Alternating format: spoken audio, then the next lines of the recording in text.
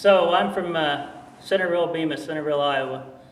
5 of us employees at the plant finally got disgusted with the way they was treating all the other fellow employees.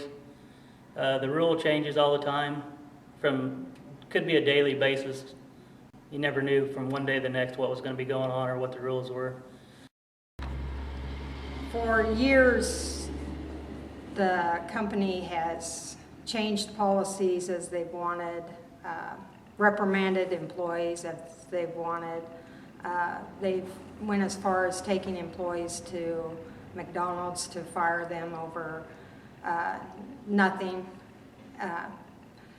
Supervisors have gotten to where they know no policy because the policies change so frequently. Managers can't tell you what's going on anymore. The employees had had enough. A few employees reached out to the local union rep in Des Moines. So we decided to make a phone call to Mark Cooper, which is a union rep out of Des Moines, Iowa.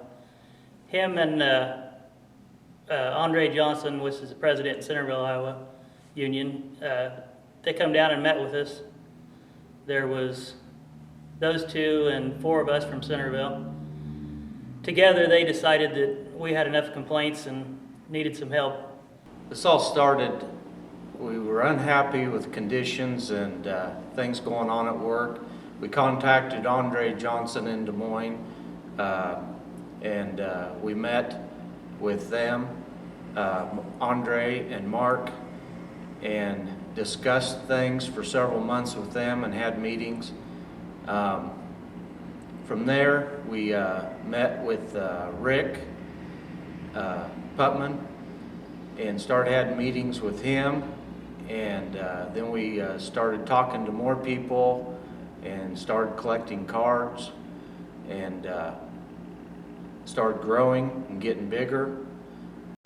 So they made a phone call to Rick Putman, and he come down and we had 3 or 4 meetings, 5 meetings maybe.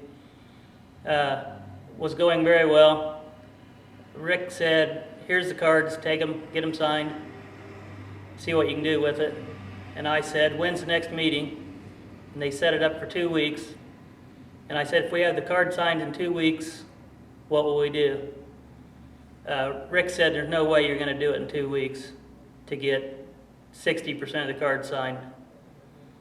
At the end of 2 weeks, we had the 60%. But then Rick got sick, so they sent in Rick Street. Rick Street says, now we're going to go for 70%. 60's not enough. Of course, we was all disgusted and almost fed up with it. But we went on with it. And I believe another week or 2 passed, and we had the 70%. And from there, we started having meetings with union reps and started organizing employees into the plant that were pro-union and wanted things changed, wanted a voice, wanted some say-so in what happened in that factory, wanted a voice, and the union reps came down and started having meetings with more and more employees, and more we became organized and became stronger. We first started talking to Mark and Andre. There was 4 of us.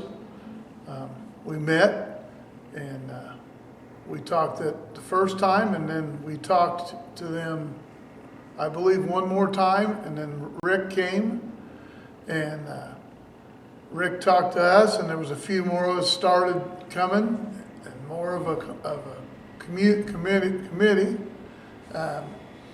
We kept going. Both Ricks came, and they started telling us exactly what the company was going to say and what they were going to do. They absolutely did exactly what they were going to say and did. There was a text tree, email tree, so we could distribute YouTube links and information to the employees to help with all fears and get the information out to all the employees. When the link came out to the YouTube video of all the employees, I was in the lunchroom, and everybody has a phone now, they can play that YouTube video, and it was so bizarre to hear the voices echoing off of that lunchroom wall, and they were at different times in that video, but there must have been 40 people with phones watching that video at the same time. That was a beautiful thing when I heard that video being played. I knew right then that there was power in numbers, and that no matter what they said, that the power was building and getting stronger. Also during this process, we was having pretty much weekly meetings with the union reps, but also the company was having having weekly meetings also, non-union meetings. At the last, they had the corporate CEOs, the big guys, as high up as you could go, come in from actually the CEO and the human resource manager of the plant, of the corporation. And they were very strong. They very good public speakers, knew how to catch people and pull them in.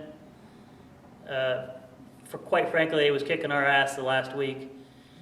And after I had a little meeting with Rick Street and Rick Putman, within an hour or two, they put together another video themselves and put it on YouTube and put it on the phone text, and it was out through the plant, and everybody was kind of seeing it, and I believe pulled a few people back in. They done a real good job with it. I was the observer on election day, and when we showed up to the plant, there was 2 Centerville police cars sitting in front of the plant. They questioned us thoroughly of what we were going to do in the plant and what our business was. Once we walked through the front door, we waited on the company's representatives to walk in with us. The union, the Ricks and Andre, walked with me to election, explained the rules of the election, and then we sat and waited for the employees to start showing up to vote. I was instructed not to talk to the other employees, and the election went smoothly for the most part. The other observer I knew very well. He walked into the election day with a vote no hat, which he'd worn for about 7 days prior to the election.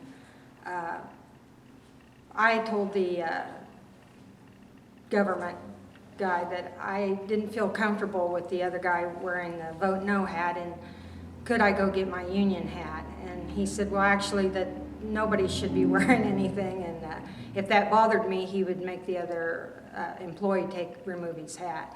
I at that time said yes, I absolutely would like him to remove his hat, and later on in the day we stood up to stretch our legs, and somehow I accidentally stepped on that vote no hat. It was laying on the floor, and if I could have thrown it in the trash for him, I would have. They never lied to us. They never told us that we could get anything. The only way that we could get it is if we tried and got our voice and got a contract. Then we won the election, and now we want our contract. We're Bemis Centerville. We want our union. We want our contract.